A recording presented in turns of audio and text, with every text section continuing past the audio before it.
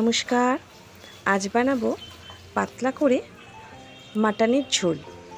এই যে 500 গ্রাম মাংস আছে, এটাকে আগে ভালো করে ধুয়ে নেব। আর ওদিকে মশলাপাতি সমস্ত কেটে নিয়েছি। কড়াতে আলুটাও ভাজতে আরম্ভ করে দিয়েছি। আলুটা একটু নুন আর হলুদ দিয়ে মাখিয়ে ভেজে নিচ্ছি লাল করে। আর ওদিকে আদা রসুন মিক্সিতে বাটাও হয়ে গেছে, আর পেঁয়াজ টমেটো সমস্ত কাটা হয়ে গেছে। খুব পাতলা করে এই মাংসটা রান্না করব, তার কারণ হচ্ছে মাংসটা একদম কচি পাটার ঝোলটাই ভালো লাগে। এই যে আদা রসুনের পেস্ট আর আলুটাও আমার ভাজা হয়ে গেছে, আর মাটনটাও ধুয়ে নিয়েছি। আর প্রেসার কুকারে তেল দিয়ে চাপিয়ে দিয়েছি গরম হতে।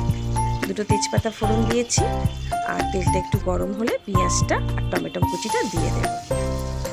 তো পেঁয়াজটা যাতে তাড়াতাড়ি লাল হয়ে যায়, 2 চিনির দানা দেবেন, দেখবেন খুব তাড়াতাড়ি পেঁয়াজ লাল হয়ে যাবে। একটু ভালো করে লাল করে ভেজে নিয়ে তারপর মাংসটা দেব। তো ততক্ষণ ভালো করে পেঁয়াজটা লাল হোক, তারপর মাংসটা দেব। এই যে মাংস দিয়ে দিয়েছি। মাংসটা একটু গায়ের রঙটা যখন বেশ ছাড়া মতো হয়ে যাবে, তখন মশলাটা দিয়ে দেবো। আর একদমই বেশি মশলা দিচ্ছি না, খুব অল্প করে মশলা দিচ্ছি, কারণ এটা একদম পাতলা করে ঝোল হবে। তাই বেশ কিছুক্ষণ ধরে কষাবো।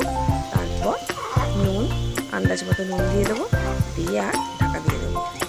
একদম কচি মাংস, তাই 5 থেকে 6টা সিটি দিলেই হবে। তার কম দিলেও হয়, কিন্তু না, আমি 5টাই দেবো। একটু ভালো করে আগে নেড়ে চেড়ে নিই, কষিয়ে নিই। যখন তেল ছেড়ে যাবে তখন জল দিয়ে দেবো। তো এই যে মাংসটা কষা চলছে, জল দিলাম, দিয়ে ভালো করে কষে নিয়ে আর প্রেসার কুকারের ঢাকনা আটকে দেব। এই প্রেসার কুকারের ঢাকনা আটকে দিয়েছি, 5টা সিটি দিয়ে রেডি। তো চলুন টেবিলে যাই, খাবারটা রেডি করে নিই। আর এই যে আলু ভাজা, ভাত, মাংস, চাটনি আর স্যালাড।